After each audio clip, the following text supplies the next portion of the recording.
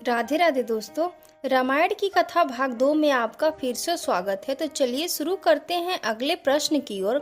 श्रवण कुमार को दशरथ जी ने क्यों मारा था? तो इसका उत्तर यह है कि श्रवण का अर्थ सुनना और नक्षत्र के नाम के रूप में ग्रहण किया गया है, लेकिन श्री राम कथा में श्रवण कुमार एक महत्वपूर्ण पात्र है जिसके बारे में वाल्मीकि रामायण अयोध्या कांड के 64वें अध्याय में कथा मिलती है।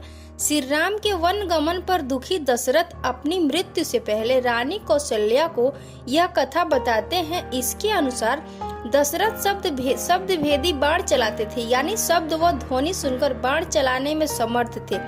एक दिन हिंसक पशु के भ्रम में उन्होंने एक मुनि के, जिनके माता पिता वृद्ध और नेत्रहीन थे, पर बाण चला दिया। अपने इकलौते पुत्र का वध सुन मुनि दशरथ को पुत्र वियोग में प्राण त्यागने का श्राप दे दिया था। अपने अंतिम समय में दशरथ ने कौशल्या को बताया था कि उनके प्राण भी पुत्र वियोग में जाएंगे, क्योंकि उनके हाथों मुनि कुमार के वध का पाप हो चुका है और वे मुनि के श्राप से ग्रसित हैं।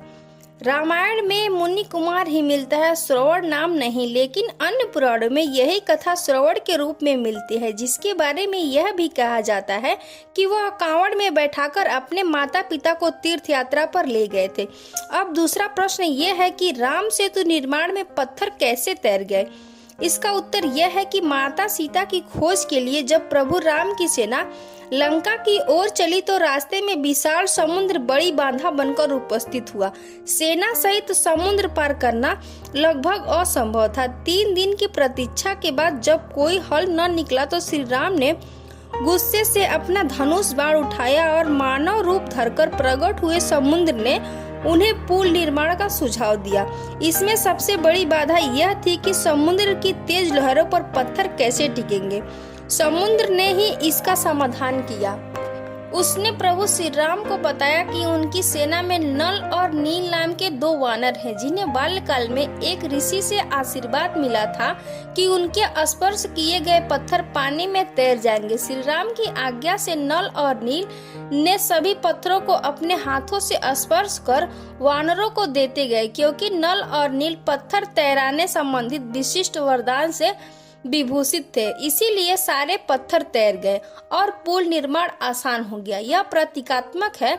दरअसल नल और नील पुल निर्माण के विशेषज्ञ इंजीनियर थे। समुद्र ने केवल सेना में उनकी उपस्थिति का परिचय भर कराया था, बस फिर क्या था। श्री राम की कृपा से प्रसिद्ध राम सेतु बन गया। अब चलते हैं अगली जिज्ञासा शांत करने। रावण के 10 सिर क्यों थे? तो इसका उत्तर यह है कि रावण मुनि विश्रवा और कैकसी के 4 बच्चों में सबसे बड़ा पुत्र था। वाल्मीकि रामायण के उत्तराखंड में विश्रवा की संतानों के जन्म की कथा में प्रसंग है कि रावण 10 मस्तक, बड़ी दाढ़ी, तांबे जैसे होठ, विशाल मुख और 20 भुजाओं के साथ जन्मा था। उसका शरीर का रंग कोयले के समान काला था। उसके पिता ने उसकी 10 ग्रीवा देखी तो उसका नाम 10 ग्रीव रखा। 10 गर्दन यानी 10 सिर वाला। यही कारण है कि रावण दशानन, 10 कंधर आदि नामों से प्रसिद्ध हुआ। हालांकि यह अस्वाभाविक है कि किसी के एक साथ 10 सिर हो, यह सिर्फ प्रतीक मात्र है। रावण के 10 सिरों की भिन्न भिन्न व्यंजनाएं मिलती हैं, जिनके अनुसार रावण के 10 सिर अहंकार, मोह, क्रोध, माया आदि विकारों के प्रतीक हैं। यानी रावण सभी विकारों से ग्रसित था और इसी कारण ज्ञान व श्री संपन्न होने के बावजूद मात्र सीता हरण का एक अपराध करने से मारा गया। स्पष्टतः रावण के 10 सिर प्रतीकात्मक है, न कि प्राकृतिक और स्वाभाविक। अब चलते हैं अपने आखिरी प्रश्न की ओर, जो लव कुश के युद्ध के संबंधित है। उन्होंने युद्ध में कैसे महान से महान वीरों को धूल चटाई थी? इसका उत्तर यह है कि रावण वध के बाद सीता को लेकर अयोध्या लौटे राम ने कुछ समय राज किया।